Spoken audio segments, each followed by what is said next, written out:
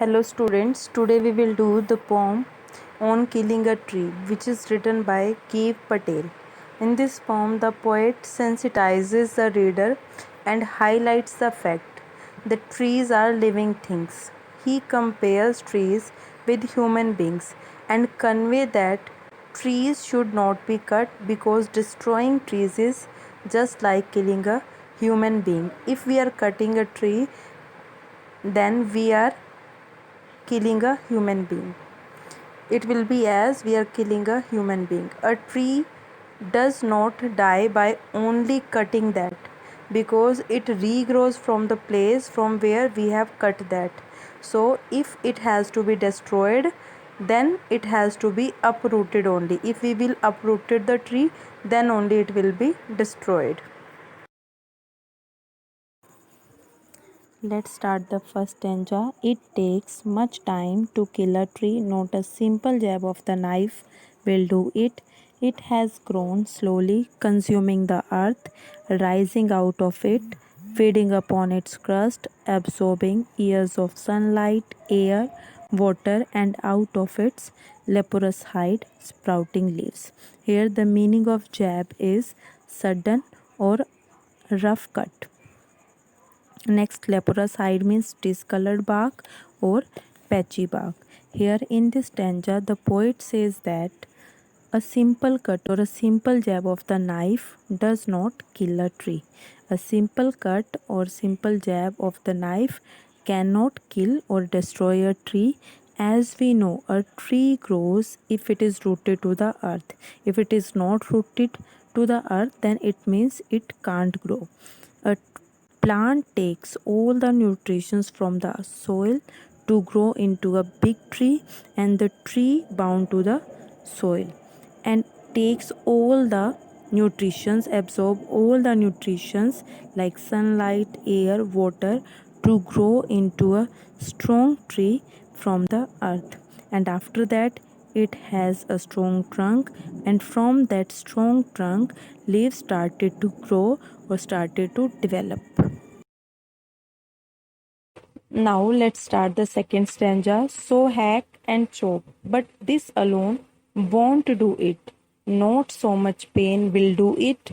The bleeding bark will heal, and from close to the ground will rise curled green twigs, miniature boughs, which, if unchecked, will expand again to former size.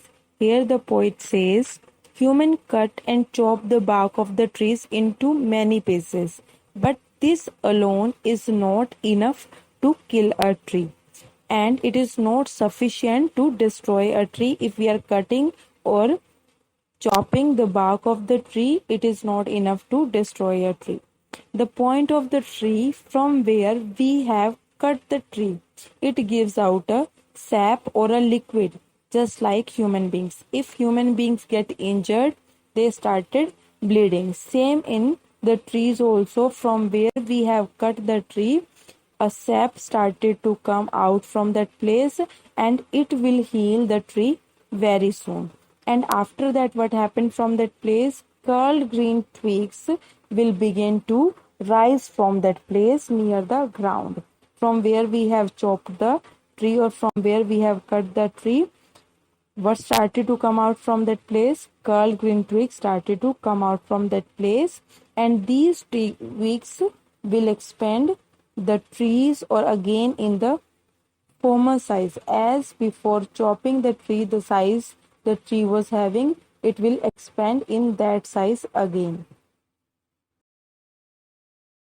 Now let's start the third stanza. No, the root is to be pulled out of the anchoring earth. It is to be roped, tied, and pulled out, snapped out, or pulled out entirely out from the earth cave, and the strength of the tree exposed, the source white and wet, the most sensitive hidden for years inside the earth.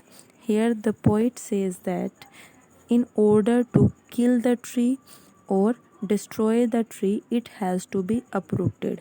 We need to uproot the tree if we want to destroy the tree. One has to separate the tree from the earth which supports it. The earth supports it, and we need to separate the tree from the earth. The roots of the tree bind with the tree with the soil. He is saying that we need to tie the tree with ropes and pull out from the roots entirely out of the earth.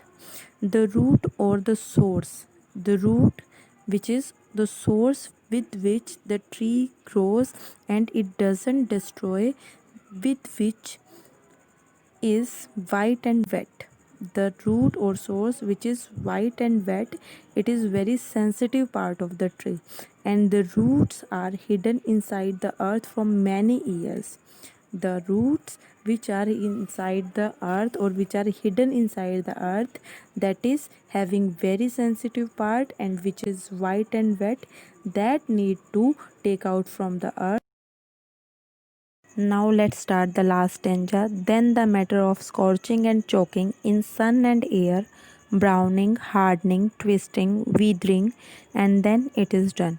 Here the meaning of scorching and choking is the drying up of the tree after being uprooted. When a tree is uprooted, after that it started to dry, that will be called scorching or choking.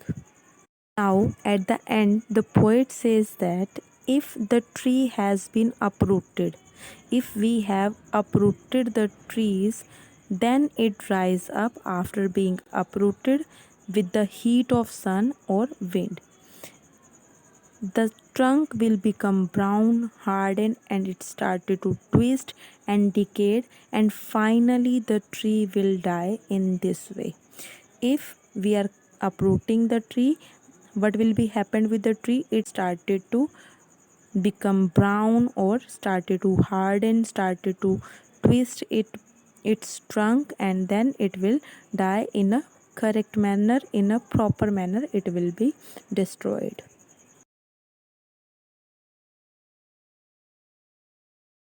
Let's start the literary device. At first, we will come to know about the rhyming scheme. Here, not any rhyming scheme is used. The poem is written in a free verse. And literary device which is used here, that is repetition literary device. Repetition means if a word that is repeated more than one time, then it will be called repetition literary device. Here, pulled out word is given, that is used here 3 times in this stanza. So it will be called repetition literary device. As we can see, it is used in first line, fourth line, and fifth line. So it will be called repetition literary device.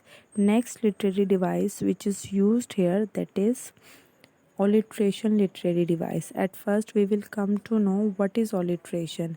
If repetition of a consonant sound in two or more than 2 times. Words are given there and that words are closely placed, then it will be called alliteration literary device. As in the second stanza, fourth line is there, bleeding bark. The both sounds are same. The both words are started with same sound, b sound is there, so it will be called alliteration literary device. Next, in the third stanza, white and wet. V sound is there and it will be also called alliteration literary device because these both words are having the same beginning sounds. Next literary device which is used in this poem, that is metaphor. In metaphor literary device, there is indirect comparison of living thing to the non-living thing. Here in the first stanza, the word is given, that is leprous hide. Leprous hide means here the uneven color of the surface of the trunk of a tree, and it is going to compare with the skin of a person who is suffering from the disease. The name of the disease is leprosy. Here the tree is having, the trunk is having patchy skin or patchy bark, and it is going to compare with the skin disease leprosy. And next word, that is bleeding bark, given in the second stanza, fourth line. It means the sap coming out of the tree, the liquid that comes out of the tree where it is cut is going to compare with the blood, and the bleeding from the wound of a human's body, and so it is going to compare with the blood, the sap which is coming out from the tree from where we are cutting the tree. Next literary device which is used here, that is enjambment literary device. If in one sentence there is not any punctuation mark is used and the one sentence continues into two or more lines, so it will be called enjambment literary device. It means if the sentence, one sentence or two lines, these are in running form and punctuation marks are not used, then it will be called enjambment literary device.